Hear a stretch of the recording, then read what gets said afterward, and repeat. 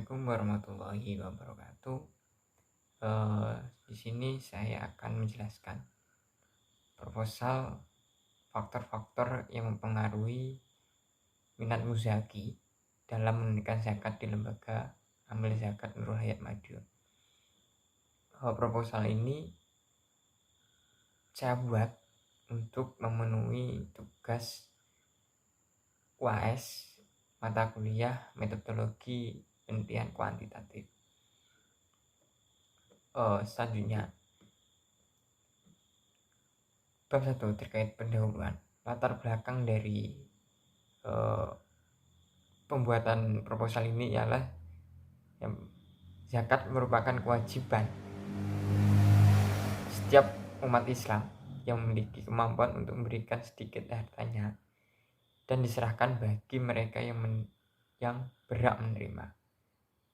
Menurut pendapat Al-Zuhaili, definisi zakat adalah hak atau hak tertentu yang terdapat dalam harta seseorang.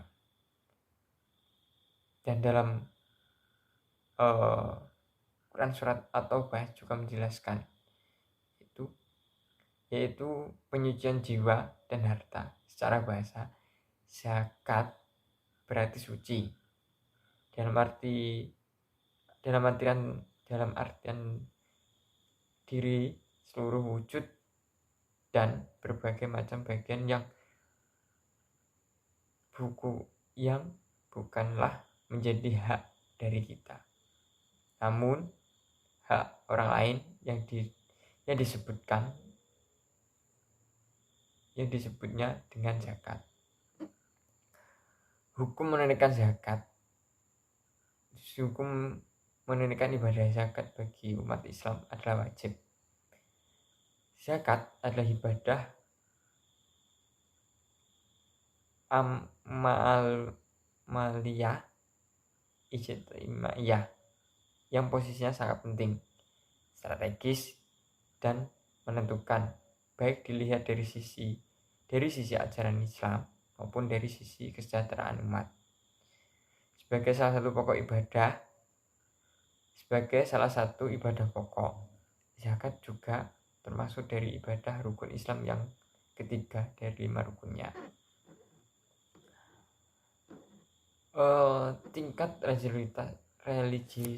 religiusitas atau pemahaman masyarakat muslim mengenai keagamaan, khususnya ibadah zakat, berpengaruh terhadap semua aspek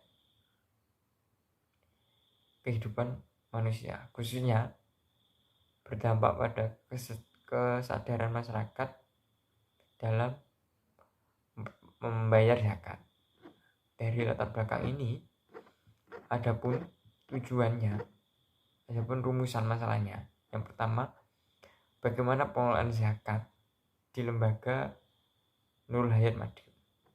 Yang kedua, apa saja faktor-faktor yang mempengaruhi minat muzaki dalam menunaikan zakat di lembaga amil zakat Nurul Hayat Madiun.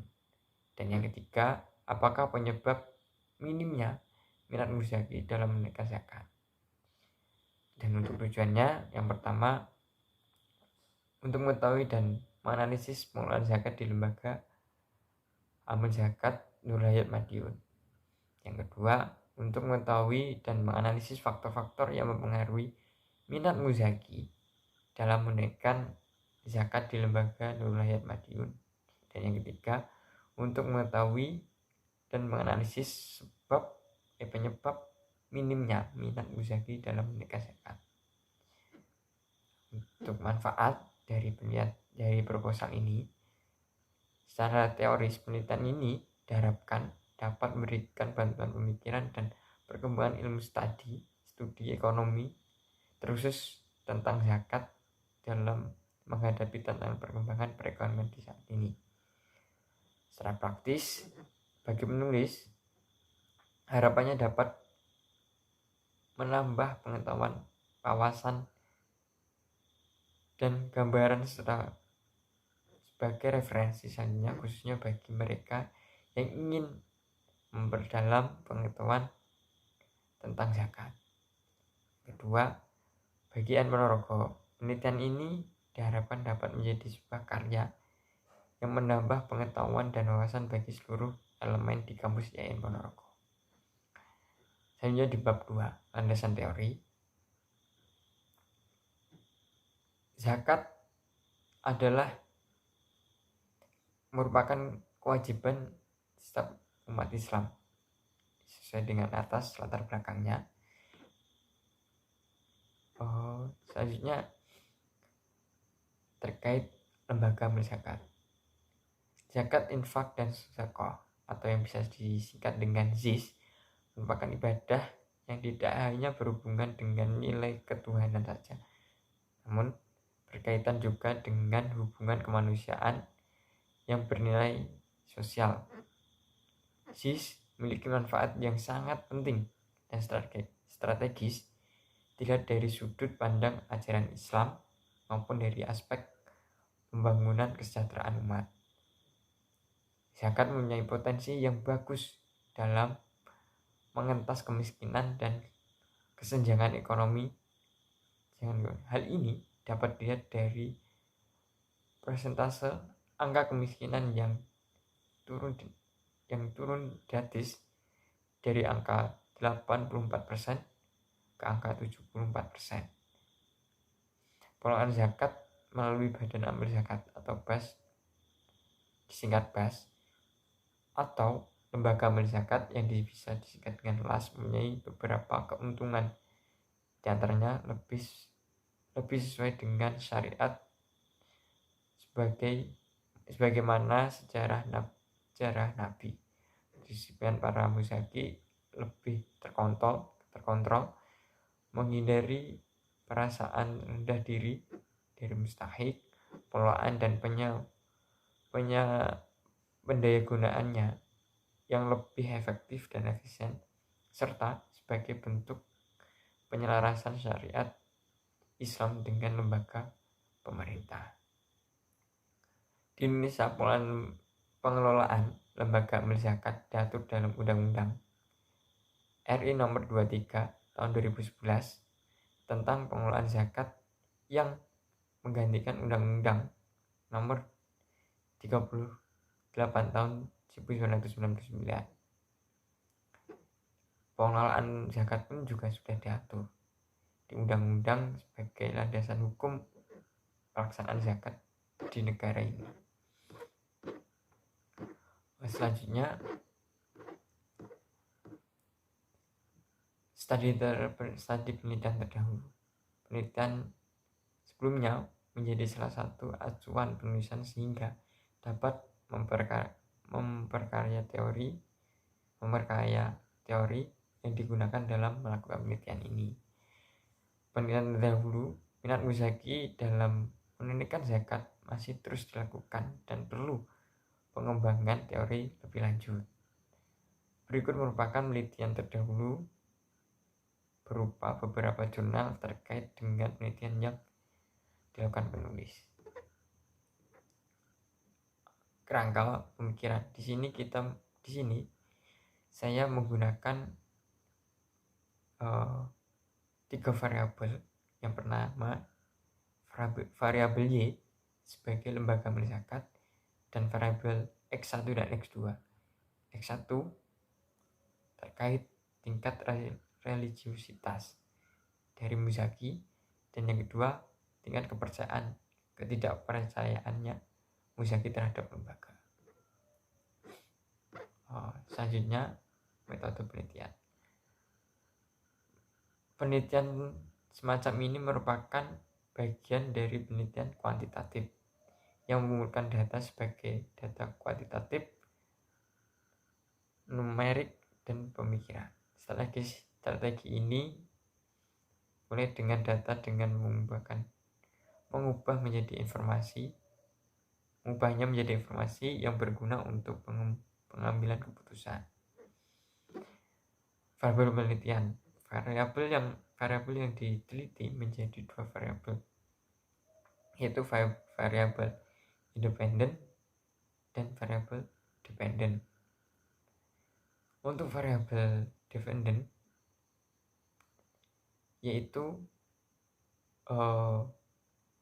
dikenal dengan Fresnel effect variable,